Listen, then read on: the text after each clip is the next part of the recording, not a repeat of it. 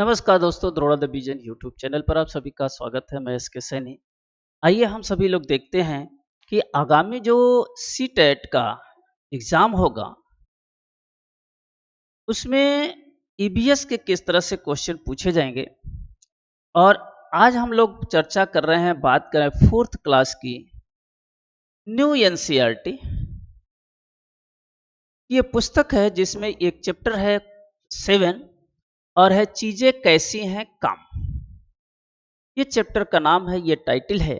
चीजें इस तरह से आपने बचपन में भी खेला होगा, पानी में इस तरह से नाव बना करके। तो इसमें चीजें कैसे हैं इसके बारे में चर्चा करनी है। आइए हम लोग सभी लोग मिलकर देखते हैं।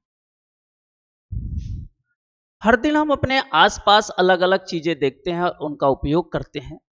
जैसे कि किताबें हम पढ़ते हैं, खिलौने हम खेलते हैं। इनमें से कुछ चीजें हमें काम करने में मदद करती हैं। हम लिखने में पेंसिल, किताबें लेने के लिए बैग इस्तेमाल करते हैं। क्या आपने कभी सोचा ये चीजें कैसे काम करती हैं? क्या ये सभी परिस्थितियां हमेशा एक ही तरह काम करती हैं और उन्हें बेहतर ढंग से काम करने के लिए क्या बदलाव करने की जरूरत हो सकती है? देखें और जानें कि हमारे आसपास की अलग चीजें कैसे काम करती हैं। मीरा और ध्रुव को यह जानना अच्छा लगा कि चीजें कैसे काम करती हैं। हर सप्ताह वे कुछ नया खोजते हैं। उस रविवार को भी उसने कुछ अलग नहीं था। मीरा ने एक सिक्का घुमाया और उत्सुकता से देखा। उसने कहा, यह देखो, यह सिक्का है। घुमाया मीरा और ध्रुव की कहानी बताया जा रहा है। सिक्का घुमाया और देखो कह रहा है, देखो।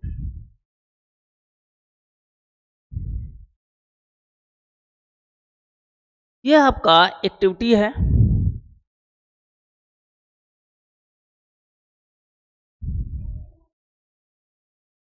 कुछ वस्तुएं जैसे सिक्के और चूड़ियां घूमती हैं, जबकि कुछ अन्य वस्तुएं जैसे रबर ठीक से नहीं घूमता है। मीरा का सवाल था, टाप कैसे घूमता है? आइए कुछ स्पिनर बनाएं और खोजें। इसमें कुछ जो गोल चीजें होती हैं वो घूमती हैं।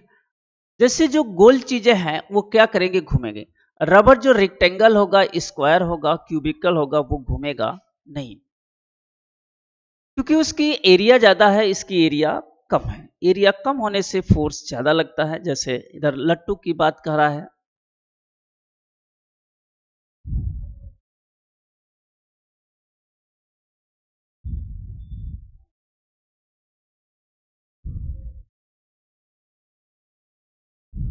जैसे एक वर्गाकार स्पिनर, गोलाकार स्पिनर।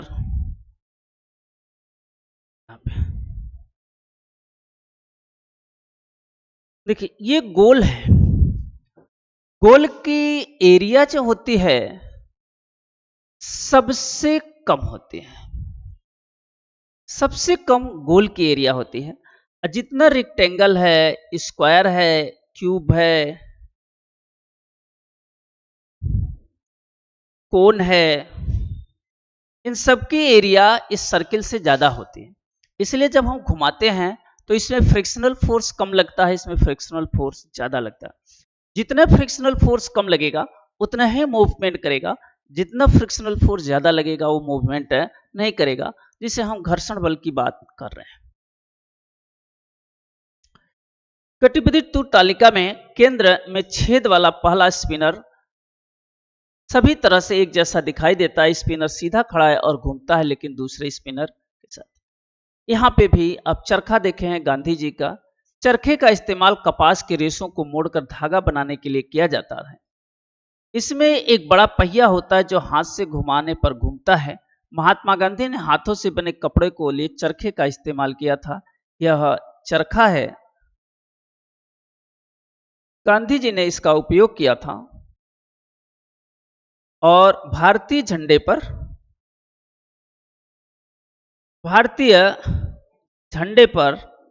1930 ईस्वी में इस चरखे का चिन्ह था। स्वतंत्रता के बाद जो है उसे आज का वर्तमान चिन्ह प्रदान किया गया। तो ये चरखा इतना इंपॉर्टेंट था, जिससे कॉटन होता है, कपास होता है, और कपास से क्या बनाते हैं? तागे बनाते हैं, और तागे से जो है क्या बनाते हैं? कपड़े बनाते हैं।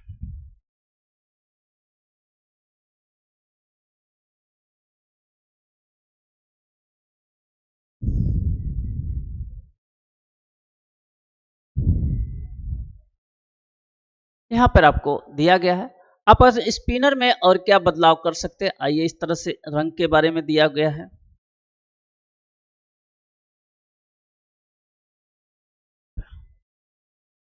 भारत में हजारों सालों से स्पिनिंग टॉप जिसे लट्टू कहते हैं का इस्तेमाल होता आ रहा है। पहले इन टॉप को बनाने के लिए मिट्टी का इस्तेमाल किया जाता था। लट्टू लोकप्रिय भारतीय टॉप्स में से एक है जो आमतौर पर लकड़ी से बना होता है। ये लट्टू है जो स्पिनर के टॉप के रूप में काम करता है और ये इसका भाग नुकीला है, वेट यहाँ पे होता है और जितने नुकीला होता है वो तेजी से घूमता है। नुकीले पर जितने नुकीले कम होगा, यहाँ पर एरिया कम लगता है इसलिए प्रेशर ज्यादा लगता है। जहां पर एरिया कम होगी प्रेशर ज्यादा लगेगा और जहां पर एरिया ज्यादा होगा प्रेशर कम लगता है। तो लट्टू इसलिए नाचता है कि वो नुकीला होता है और एरिया कम होने के कारण उस पर क्या लगता है, प्रेशर ज्यादा लगता है, इसलिए क्या करता है वो मूवमेंट करता है। तैरना डूबरा बारिश शुरू हो गई। मीरा और ध्रुव घर से बाहर भागे और एक दूसरे पर पानी छिड़कने लगे। कुछ देर बाद बारिश रुक गई। ध्रुव, चलो कागज की नावें बनाते हैं, बहुत मजा आएगा। मीरा, चलो मैं कुछ पुराने अखबार लाती हूँ। उन्होंने कागज की नावें बनाई और फिर उन्होंने बारिश से बने पानी में डाल दिया। खेलते समय उन्होंने देखा कि कुछ कागज की नावें पानी में ठीक से तर रही हैं जबकि कुछ पलट रही हैं। अब इस पर घर में आजमा सकते हैं। कागज की नाव बनाएं और इस पे कटोरे में तैराएं। देखकर आप नाव के चित्र का यहाँ पे दिखाया गया है। देखिए है क्या चीज, यहाँ पे नाव दिया है।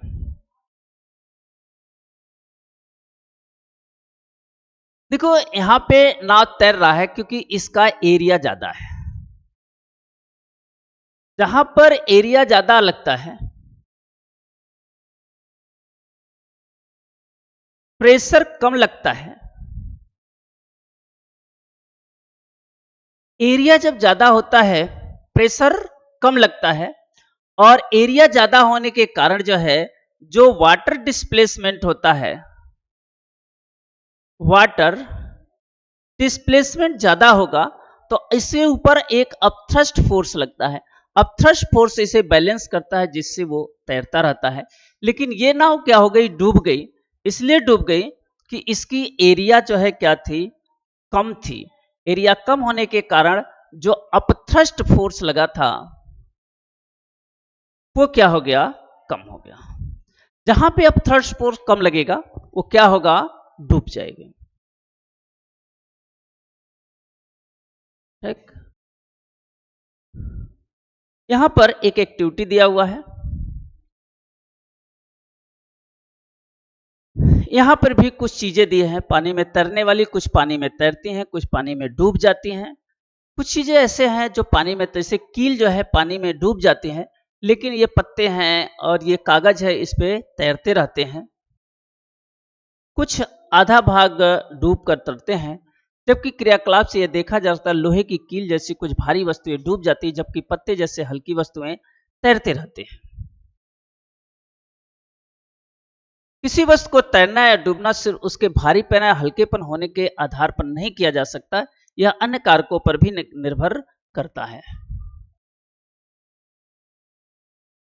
आकार बदलकर हम किसी वस्तु को तैरा या डुबा सकते हैं। जबकि एल्युमिनियम फायल को फैलाया जाता है तो वह कप के आकार का पैदा हो जाता है, वह तैरती है। लेकिन जब उसे गेंद के आकार में बनाया जाता है तो वह डूब जाती है। एक तो आकार के कारण डूबती है, कम आकार होगा प्रेशर ज्यादा लगेगा, इससे डूब जाएगी। यहाँ पर आपका एक्टिविटी दिया हुआ है। आइसक्रीम है, पत्ते हैं, एक नाव जो कि एक लकड़ी से बनी है, नारियल के खोल है। इसका उपयोग करके बनाई गई नावें अखरोट के छिलके से है।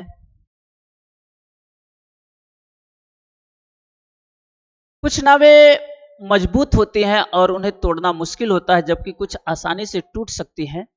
कुछ आसानी से पलट सकती है जबकि अन्य बेहतर संतुलित होता है। इस बारे में सोचने की आपकी नाव कैसे है। यह नाव है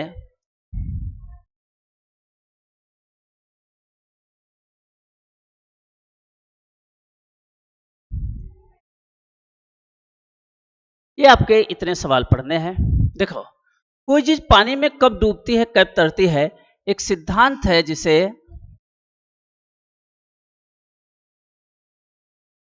आर्किमिडीज का सिद्धांत। आर्किमिडीज के सिद्धांत कहता है कि कुछ वस्तुएं पानी में डूब जाती हैं जबकि कुछ वस्तुएं तैरती रहती हैं। आर्किमिडीज एक साइंटिस्ट है जिसने बताया था कि कुछ वस्तुएं पानी पर तैरती हैं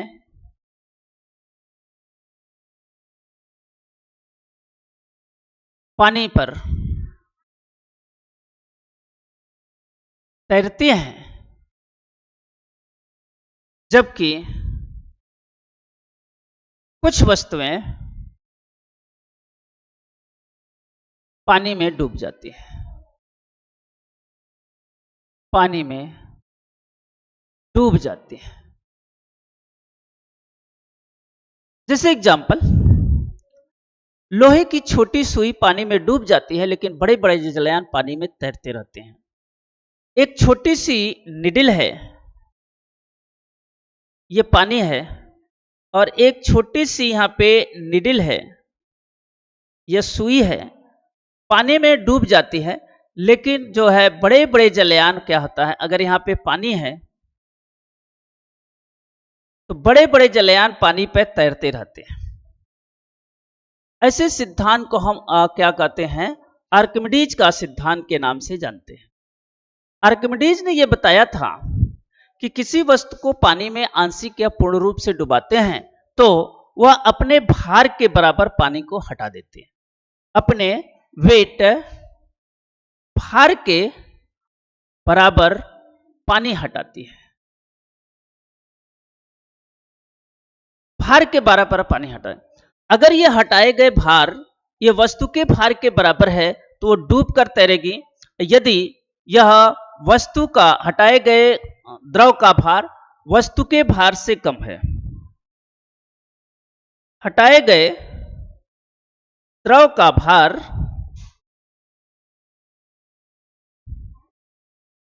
वस्तु के, जबकि हटाए गए द्रव का भार वस्तु के भार से कम है,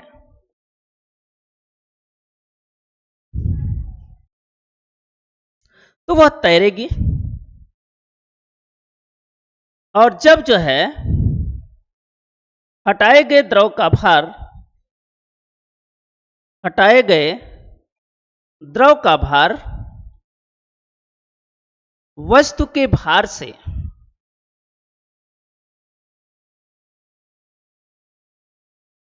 हटाए गए द्रव का भार सुई के हटाए गए द्रव का भार वस्तु के भार से कम है, और जबकि हटाए गए द्रव का भार वस्तु के भार से अधिक है, वस्तु के भार से अधिक है, तो वह तैरेगी और ये क्या होगी, डूब जाएगी। यह डूब जाएगी क्योंकि जो हटाया गया द्रव का भार है वो कम है, वस्तु का भार ज्यादा है। जब वस्तु का भार ज्यादा है तो इसको अब थ्रस्ट फोर्स कम लगेगा, नीचे की ओर फोर्स लगेगा, इसलिए इसे डुबा देगा। जब हटाया गया द्रव ज्यादा है, इसका भार कम है, तो अब थ्रस्ट फोर्स इसको ज्यादा लगेगा, और थ्रस्ट फोर्स जब ज्यादा लगेगा तो ये वस्तुओं को तैराएगा। इस चैप्टर में आपको इसी का नॉलेज दिया गया है। हम लोग इस तरह से 7 लेसन पढ़े और फिर अगले चैप्टर के साथ फिर आपके साथ उपस्थित होंगे। तब तक सभी लोगों को धन्यवाद।